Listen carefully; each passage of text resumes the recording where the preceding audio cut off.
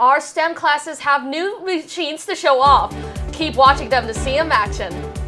Different cultures, food was on display last week. Stay tuned for more. All this and more on today's episode of Wake Up Warriors. Live from Penn Trafford High School, this is Wake Up Warriors. Wake Up Warriors starts now. Good morning to you, Penn Trafford, and welcome back to Wake Up Warriors. We hope you had a great weekend. Today is Monday, April 17th. I'm Phelan. And I'm Amanda. Now, PT has recently acquired a new CNC milling machine and laser cutter. But what do these machines do? Reporter Zach Hahn spoke to Mr. Crompton to find out more. For many, Mr. Crompton's STEM classes are a great way to see how much control we have over the materials around us. With two new industry-grade machines, PT's creation capabilities have widely opened. We spoke to Mr. Crompton to better understand what these machines do and how they translate into the working world. So this is a CNC milling machine, and they are used to cut in 3 dimensions. So you can cut, if you think about math class where you plot points on an X and Y axis and you put like an A here and a B there, this does the same thing, but it also adds a 3rd dimension, so it's 3D. The 3rd dimension is Z, which is up and down. So instead of cutting left, right, forward, backwards only, it also adds in and out to the same thing. So this is usually used to cut metals. You can also cut plastics. And if you really wanted to, you could cut wood. The plasma cutter is similar to the CNC milling machine, only it only has an X and Y axis. So that's generally used to cut sheet product. If you can cut plate or you can cut sheet metal, people use it for signs, or they use it for duct work, or they put folds and stuff after the fact to take a 2-dimensional object and fold it to make it 3-dimensional. The class that we're using it for right now and moving on to next year is called Production Engineering. It's an honors level class. One project I want to build to is I want to start having the kids make Legos out of metal, and then we're going to build those Legos as a class. So if there's 20 kids in a class, there will be a 20-piece Lego item that we'll have at the end of the year that I'll display that was the 2023 school year. That would be a Lego made item out of solid aluminum Legos. Those skills would help you get jobs in many different manufacturing plants around the area. Even if you don't have those skills, we have 4 different manufacturers that are just begging for kids to come and just check out what they have. And they would probably offer you a job immediately after high school if you had this type of experience. Machinists are a dying breed. They're retiring at an exceptionally fast rate, and they need people badly. And most of them will take people with no training whatsoever, and they will train you themselves. So if that's something that sounds interesting to you, you can leave high school and receive that training with no debt and immediately start making, probably in the 40s for $40,000 a year, and then it goes up from there. This has been Zach Hands reporting for PT TV. Attention seniors, the prom court voting ballot was emailed to you. Please be sure to submit the voting ballot by 2:30 p.m. tomorrow.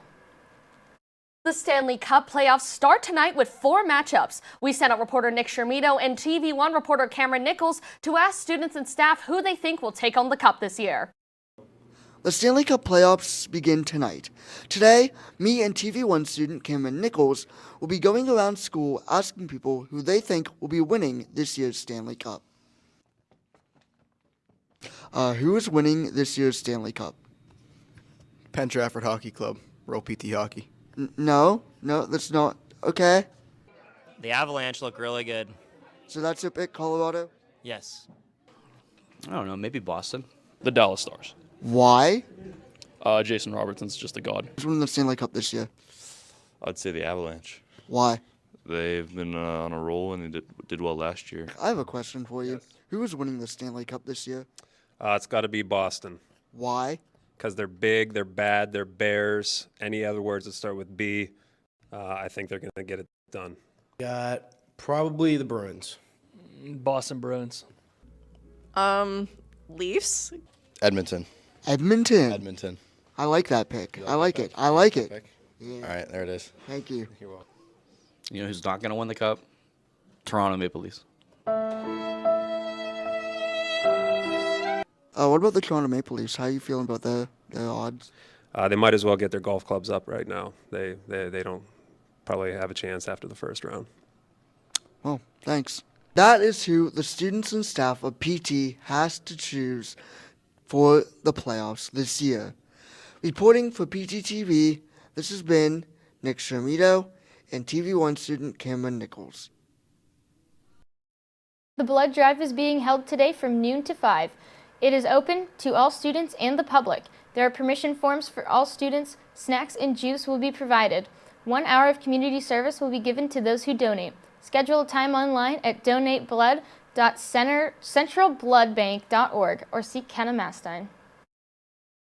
Mr. Crompton's 8th period physical tech class went to the gym and got to experiment with drones last week. The students in physical tech learned a lesson beforehand on transportation, specifically air transportation, and the technical tributes of aviation. Quick airplane fact, the tires on a plane are designed to withstand loads of weight up to 38 tons and can hit the ground at 170 miles per hour several times before needing to be repaired.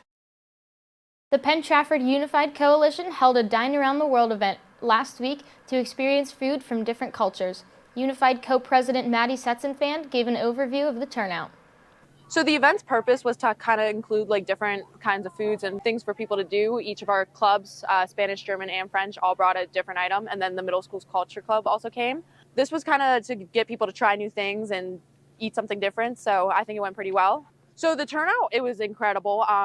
We had people backed up all the way inside the school, and we weren't expecting this many numbers, but it feels great to have that many. It's past 7:30. This thing was supposed to be over at 7:30, but we still have people ordering food, so I think it went really well. Try it again. There we go. APT Pie Palooza is here. It's the Pie Teacher event of the year. 11 lucky teachers are in the running to get a pie in the face.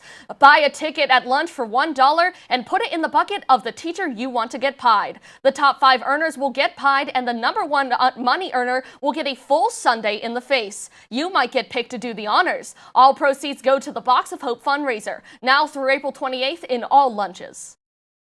The Penn Trafford High School Chess Club recently won a chess tournament, and star chess player Faiz Khatri offers a brief explanation of what happened during this major tournament.